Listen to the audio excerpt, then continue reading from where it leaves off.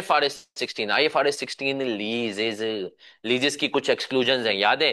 लीजेस की एक्सक्लूजन पहले पढ़ लेते हैं, कौन कौन सी थी सर?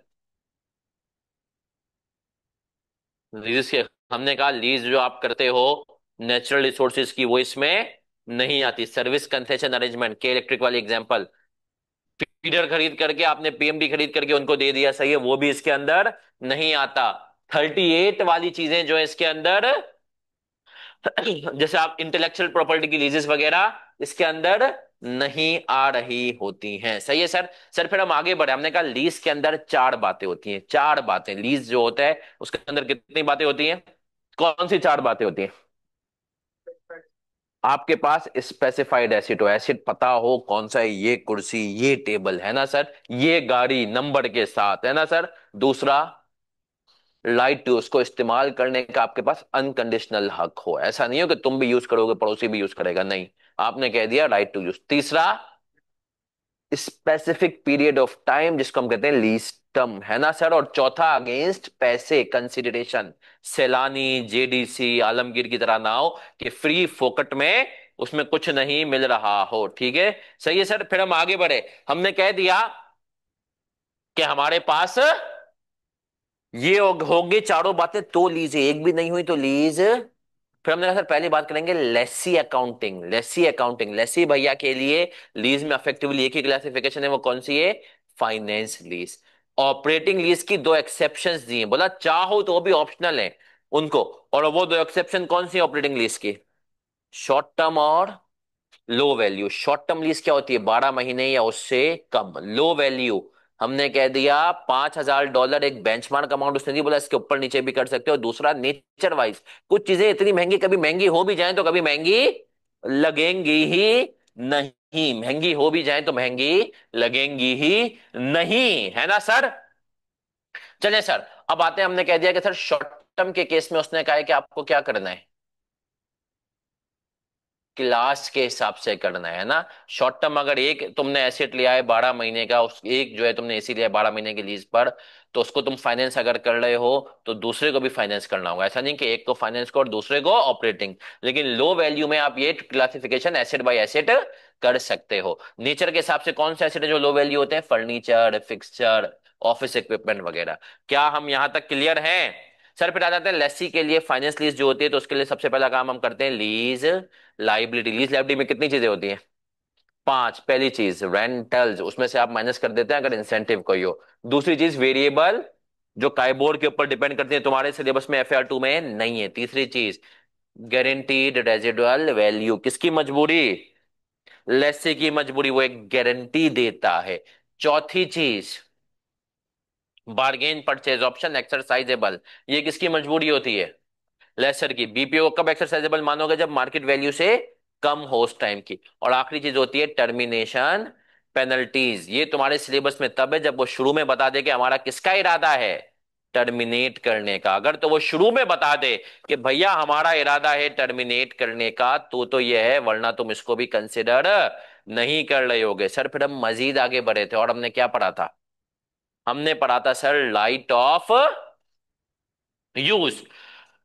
सर ये राइट ऑफ यूज क्या होता है भैया? राइट ऑफ यूज का मुझे बताया, राइट ऑफ यूज के किस बला का नाम है? हमने कह दिया कि सर राइट ऑफ यूज के अंदर ये पांचों चीजों का प्रेजेंट वैल्यू निकालते हैं, किस बेसिस पर? इम्प्लिसिट रेट पे। और अगर इम्प्लिसिट रेट नहीं है तो कौन से रेट पे? इंक्रीमेंटल रेट पे। इम्प्लिसिट रेट क्या होता है? लेसर का required rate of return. Incremental rate क्या होता है? हमने कहा इंक्रीमेंटल रेट होता है लेसी का नॉर्मल बोरोइंग रेट, सही है ना। तो अगर इम्प्लिसिट रेट है उस पर प्रेजेंट वैल्यू निकालेंगे और निकाल करके कहाँ लेकर के जाएंगे? राइट ऑफ यूज में। राइट ऑफ यूज में कितनी बातें हैं? चार। Present value of lease payment, दूसरी बात डाउन पेमेंट, तीसरी बात इनिशियल डायरेक्ट कॉस्ट भी दो तरह की होवे, कौन सी?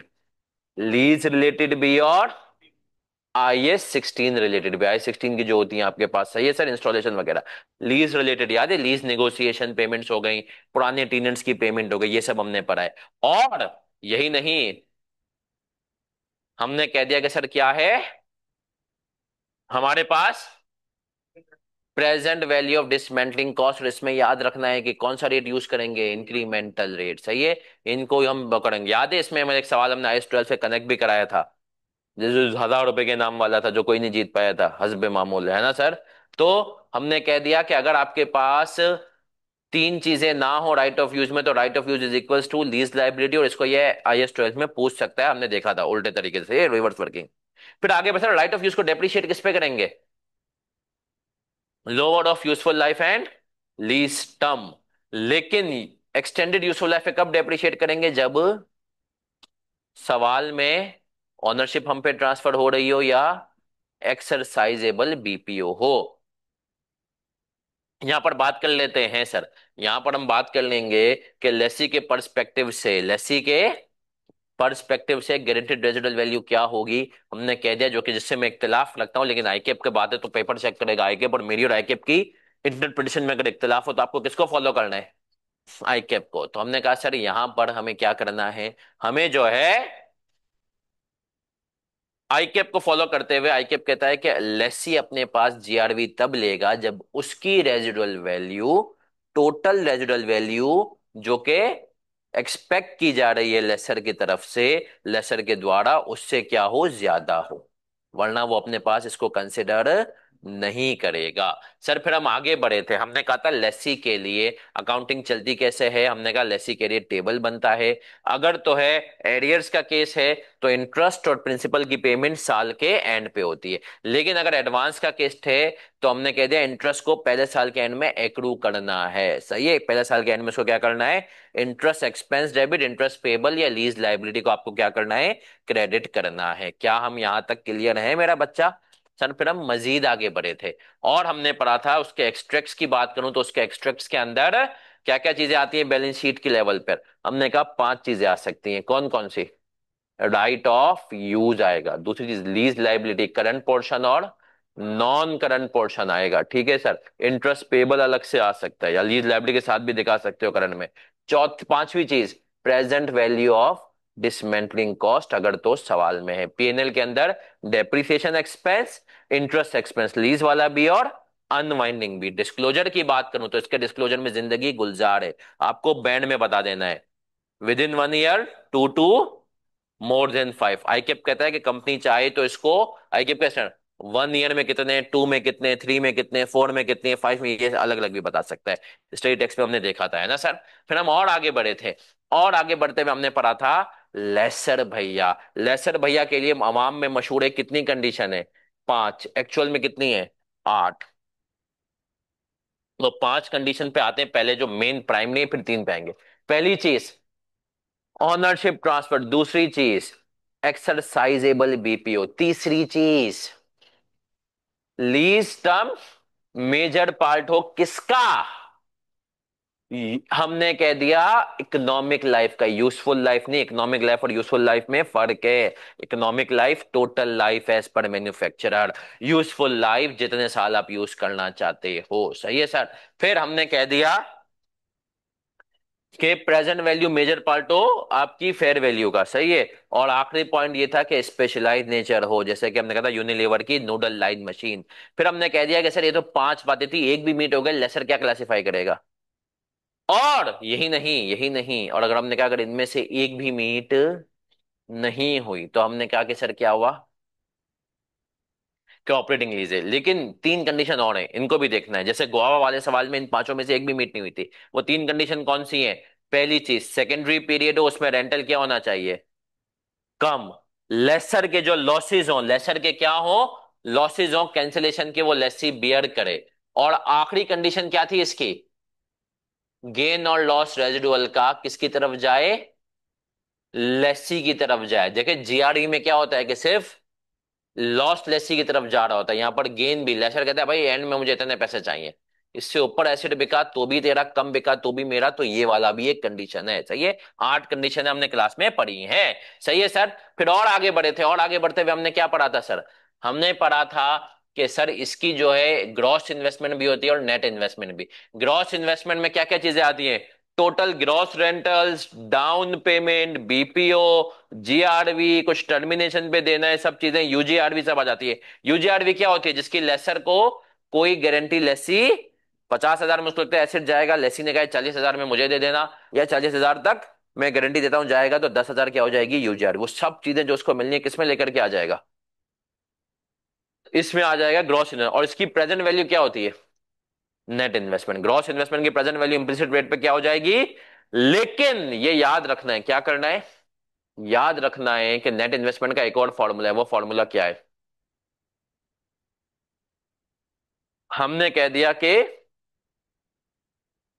Fair value plus initial direct cost normal less. ये फॉर्मूला हमें क्या करेगा, रेंटल्स निकालने में मदद देगा। और रेंटल्स निकालने का तरीका पूरी लीज के अंदर यही है। लासानी वाला सवाल याद है, हमने कहा लासानी वाले सवाल के अंदर हमने घुमा करके रेंटल निकाले थे लेसी के लिए, लेसर के तरीके से, ठीक है। फिर आगे बढ़े, आगे बढ़ते हुए हमने कह दिया कि सर इसकी कहानी भी शुरू होती है, इसके पास इंटरेस्ट इनकम आ रही होती है, इंटरेस्ट रिसीवेबल आ रहा होता है, ठीक है। एरियर्स का केस है तो दोनों साल के एंड पे मिलेंगे, एडवांस का केस है तो उसको साल में क्या करना है, उसको एक्रू करना है। क्या मैं यहां तक क्लियर हूं सर? फिर मैं शदीद और मजीद आगे बढ़ा था, और मैंने क्या पढ़ा था जल्दी बता दो। और हमने पढ़ा था ना सर, इसके इसके एक्सट्रैक्ट्स में, लेसर के एक्सट्रैक्ट में क्या चीजें आएंगी जल्दी बता दो। हमने कह दिया interest receivable current portion, oh lease receivable current portion, non current portion. Interest receivable अगर तो एडवांस का केस होता है। और हमने कह दिया कि जो है इसके पीएनएल के अंदर इंटरेस्ट इनकम आ रही होती है। डिस्क्लोजर में एक तो वही बैंडविड्थ बनेंगे with in 1 year, 2 to 5 year कितने रिसीवेबल हैं। दूसरा reconciliation between gross investment and net investment, clear है सर। फिर हम आ गए और हमने पढ़ा मैन्युफैक्चरर और एग्जामिनर महाशय का फेवरेट क्या होता है, मैन्युफैक्चरर और डीलर। सर जिसके अंदर लालच आ गई हो, जो कि हरीश हो गया हो, ग्रीडी इंसान हो, है ना सर। तो मैन्युफैक्चरर और डीलर लेसर क्या कहता है कि भैया, वो कहता है कि भाई मैं सिर्फ इंटरेस्ट इनकम क्यों कमाऊं, जब लेसी भी नॉर्मल लेसर मुझसे खरीद करके लीज पे दे रहा है, मैं खुद ही लीज पर देता हूँ। स्टैंडर्ड का बेटा तू ये कर तो लेगा, लेकिन तू शरारत करेगा, तेरे पास दो रेवेन्यूज अब आ जाएंगे, दो इनकम आ जाएंगी, एक नॉर्मल प्रॉफिट, दूसरा इंटरेस्ट।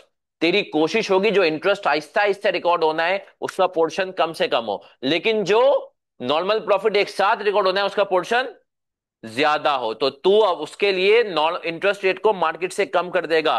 तो स्टैंडर्ड ने इसके लिए रूल बनाया, कैसे इसको कंट्रोल किया, उसने कहा तुम्हारा रेवेन्यू क्या होगा, लोअर ऑफ क्या, fair value of lease asset और present value of lease payments receivable from lessee only, from ignoring,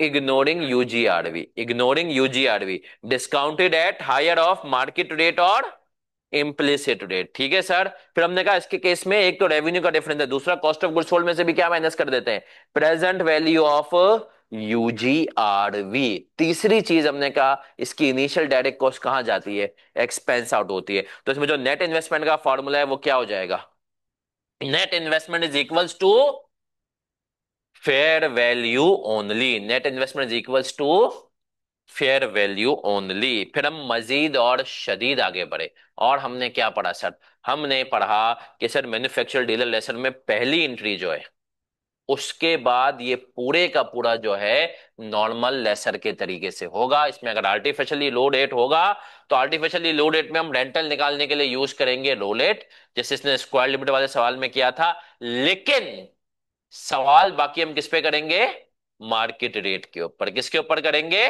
market rate के ऊपर। इसके अंदर एक ज्यादा सवाल अच्छा था, दूसरा सवाल अच्छा था सगाही लिमिटेड, है ना, पास्ट पेपर्स के अंदर था सगाही लिमिटेड। सर ये तो हो गया हमारा लीज। अब आ जाएंगे IAS 1037 की तरफ।